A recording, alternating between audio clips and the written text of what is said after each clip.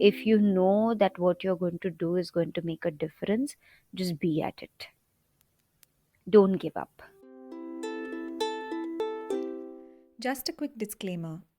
Due to internet connectivity issues at my end, there may be overlaps in mine and the guest's voice. Please bear with me.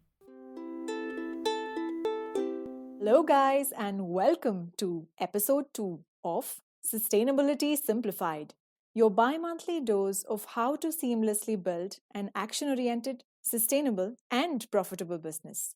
I'm your host, Zitin, and today we're in conversation with a very dear friend of mine, Amita Deshpande.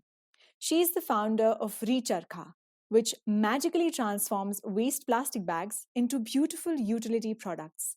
Welcome, Amita. It's a pleasure to have you and hope you're doing well. Hi, How are you doing Zatin. today? I'm good, doing well. How about you?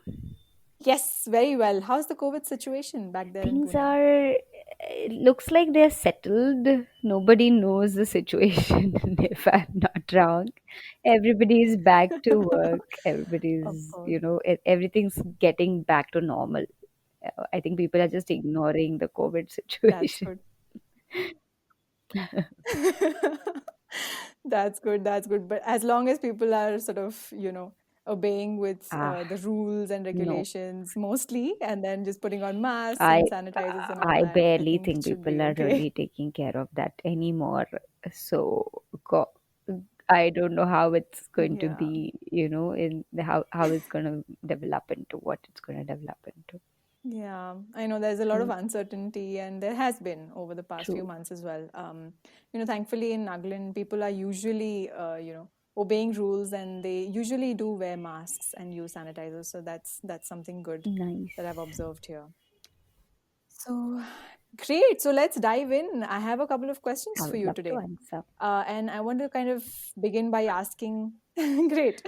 So I want to begin by asking you, first of all, what really sparked that interest for you, in the space of plastic waste management and livelihood building? If you can talk a little Sure. bit about that.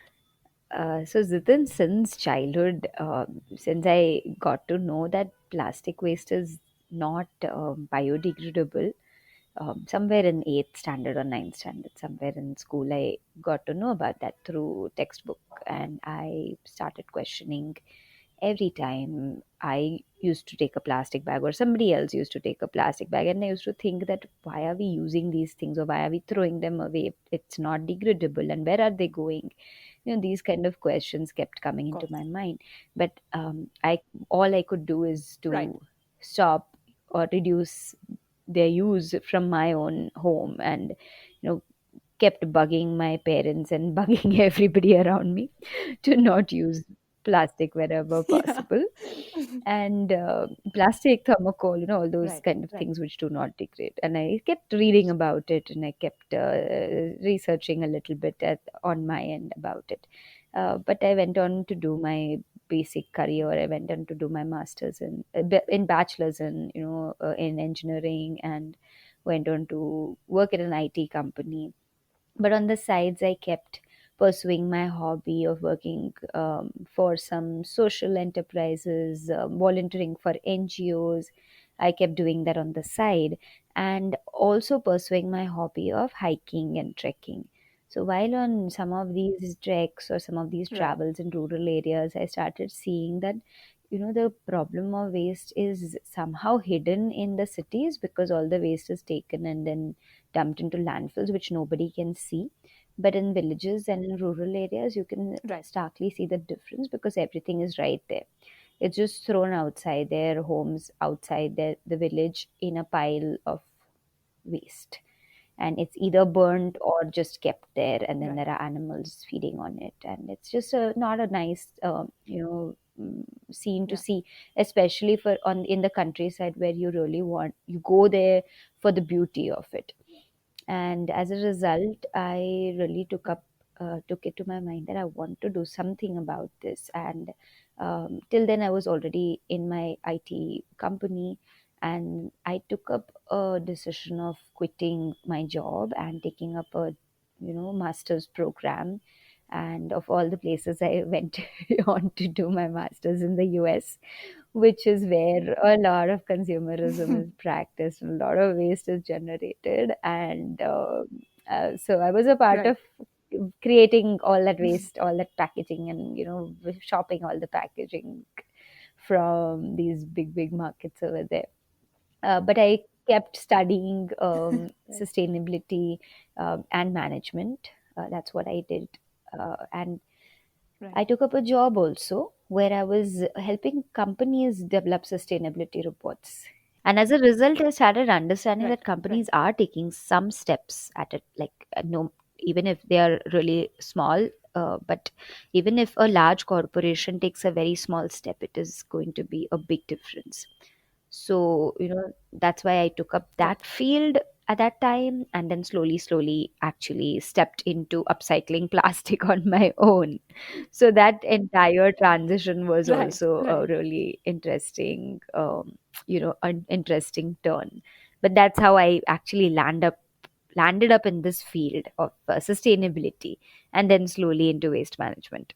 That's actually pretty interesting and very courageous. And I've always told you that. So, for all those people who, of course, are listening, Amita and I know each other since what was it, Yes. 2013, I think. So that's about 7 years. So, and I've always sort of maintained the fact that Amita is always about like taking challenges, taking courageous decisions, and of course, it takes a lot of courage and boldness to really like quit that IT job of yours, which is in a line which is sort of socially more acceptable, financially more Hmm. rewarding, probably, at least in the first couple of years, and then moving on. So, of course, it's quite interesting to note that your interest in that entire space of plastic waste management really transformed you to actually That's start your right. own enterprise. So, actually, that brings me to the next question. So, tell us a little bit about Recharkha and Sure, what it sure. stands for. So Yeah. Recharkha originally was founded as Arohan Eco-Social Developments in 2015, and now it is Recharkha after the lockdown and a lot of changes in our own restructuring of our own company. So Recharkha is about Right. conserving the environment. It is also about enabling livelihoods for rural and tribal people and artisans. And then thirdly, it's also Right. about reviving the ancient technique of handloom weaving using a charkha and a handloom. So reviving that, and hence actually the name Right. recharkha.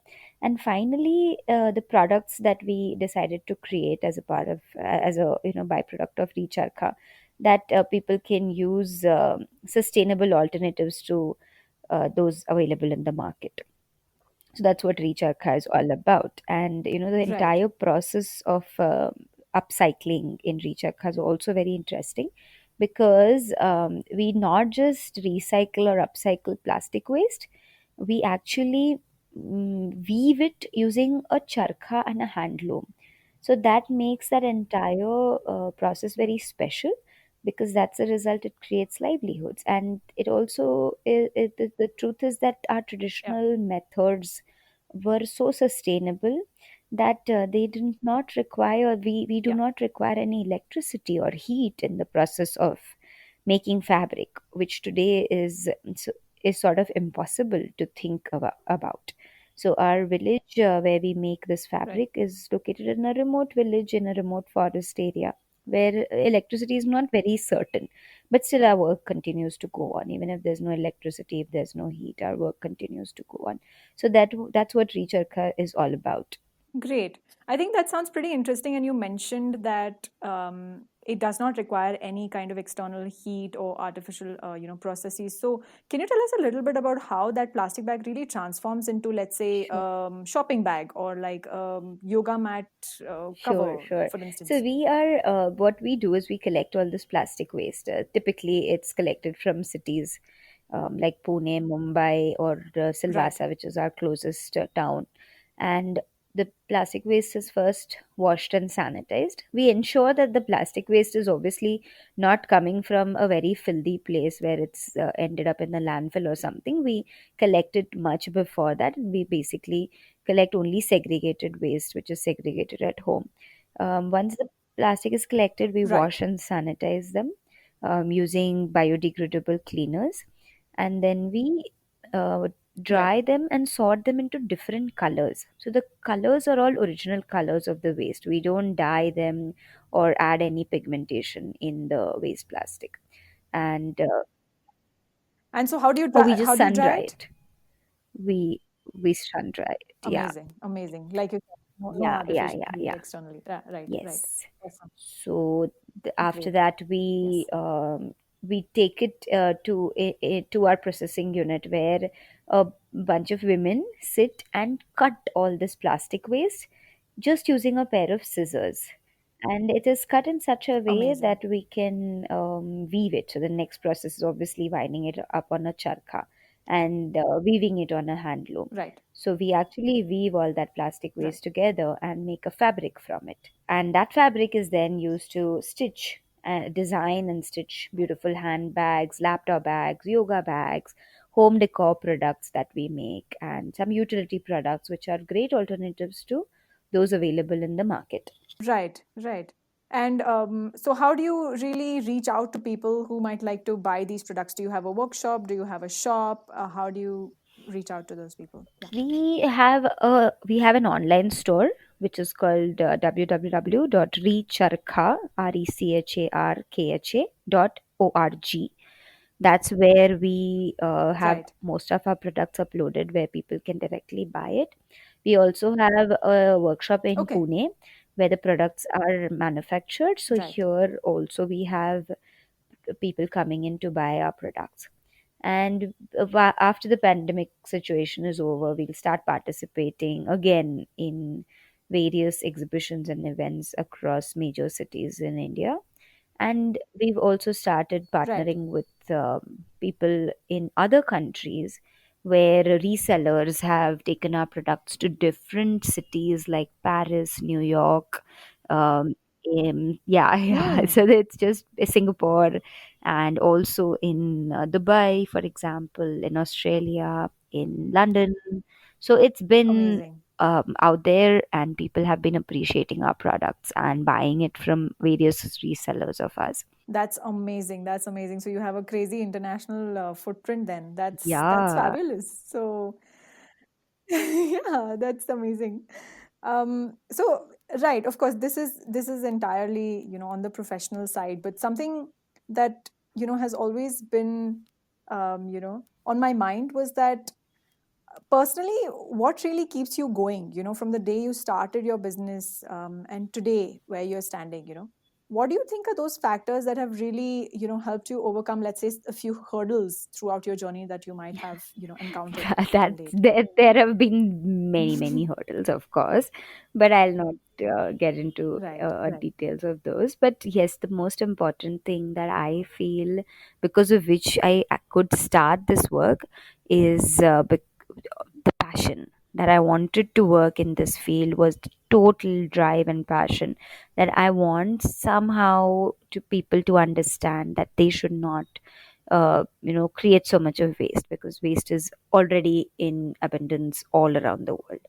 So that is the drive, and that is the Right, drive even today, which drives me to doing what I'm doing.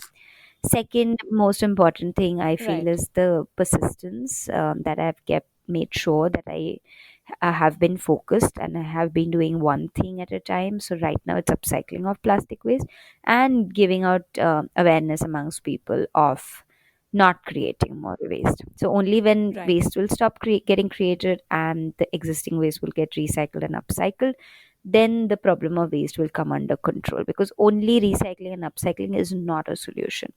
So I think these were the two most important things, right, and a right. lot of Absolutely. support from all my friends and family, including you, Zitin, because in our initial Thank you. stages, remember, you used to Yeah. come and volunteer for us at all these events and Yes. spread the word with all Yes. your friends, as in you do Yeah. that even today. But it's been, Yes. people like Yeah. you who have been our ardent supporters, and it's really thanks to all of you Yeah. for bringing it here. And you all also give me the required push sometimes when I'm not at my best. But if I Hmm. talk to you or some other friends, and I just get pepped up again and start working. That's amazing. Yeah, that's amazing. You're too kind. You're too kind, Amita. And I've always maintained that, So thanks for those kind words. It always helps, when you have, people who are always supportive of you, or supportive family members, supportive set of friends. So it always definitely helps. I completely agree with that. Um, I mean, in the same vein, I'd like to also, I mean, of course, some of these things do tie into the next question that I have, but I just wanted to get a sense from you also that, in your entire journey, what do you think is that, let's say, that one advice, or maybe a couple of pieces of advice that you might want to share? Some things that social entrepreneurs like you can perhaps Mhm. keep in their mind, maybe.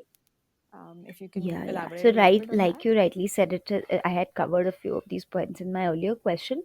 The most important being that keep persistence, be consistent with what you've decided, and keep going in that direction. There'll be Yeah. failures, definitely. There'll be failures. There'll be people saying that this is not the right direction, and trying to pull you into some other direction. But I feel if you know that what you're going to do is going to make a difference, just be at it. Don't give up. So I Absolutely. think that is Absolutely. what will Yeah, help. no, no, no, And absolutely. and then Yeah. finally people see what you're doing is right, and everybody will come to support what you're doing. Absolutely. Actually, that makes so much sense. That makes so much sense, Amita. Even in Yes. my journey, recently I started Next Mile Co. And these things really make a difference. The way you think about, let's say, what really motivates you, what is that why, what is Exactly. that purpose that you're doing it? And then you just, be at it, be at it, Exactly. be at it. And then at some stage, you'll reach a point where, you're happy with yourself more than you were before, and then of course people are also noticing the kind of work that's going in, and Very the true. purpose behind it, really. So Very I really The I why, really believe what in you that, for said, is sure, for sure, extremely for sure. important, because there were some people with me who started along with Yeah. me, or started during the same around the Right. same time when I started. But it's very important to know the why. If you don't know the why, you'll drop out. If your why is just because somebody else is Absolutely. doing it, I should also do it, that is not going to be a sustainable Yep. why. So that why should come from within you. It is Absolutely. extremely important. Only then you can actually take it ahead. If Absolutely. you're just copying someone, if you're just mimicking somebody, then it, of course you will succeed, not that you will not, but it will be much better, or the success will be more justified for yourself, and you'll be more satisfied if it is your own why. Right. Absolutely. Absolutely. Great, yeah. Those were such important, pieces of advice, and thanks so much for sharing that. And I hope our listeners would also be, happy and satisfied. On that note, actually, if you can also plug in your socials, how can people reach out to you, and maybe and reach Arka, and also share about maybe what they thought of this episode, for instance, or about your products, and the kind of Yes. work that you do. So Yes, please yes, plug please them in. do that. Yes. Please follow us on recharka_ecosocial on Instagram, recharka on Facebook, and recharka ecosocial on LinkedIn. Right now, we are on these three handles. We are on Twitter as recharka ecosocial, but we are not very active yet. And our website is, like I said, Great. www.recharka.org. So do check out our products, help us out in whatever way you can. We are really doing our best to ensure that plastic waste is upcycled in the right way as much as possible, and providing employment to the tribals and artisans whom we are working with. So do help us out in whatever way possible, and most importantly, refuse, reduce, reuse your own use of plastic, and ensure you recycle and upcycle that which you cannot refuse, reduce, reuse. So yes, that's my last bit for all of you listeners. Thank you so much, and thank you so much, Zitin, for bringing me here on this platform. No, thanks, Amita, for your time actually and sharing all your insights that you've gained, over the years, being in the business of doing well and doing good for the planet and its people. So, thanks a lot for your You. time and have a great day and week Thanks ahead. a lot. Bye Thanks. bye. Yeah, bye. Thank you so much for listening. And if you liked this podcast, feel free to share it in your network. My one takeaway from today's episode was that passion, persistence, and consistency are key to be at it, especially in your entrepreneurial journey. I would love it if you too can share your one takeaway with me on Facebook, Twitter, LinkedIn, or Instagram. You will find me there on @Zitin Munshi. That's @ZITINMUNSHI. Until next time.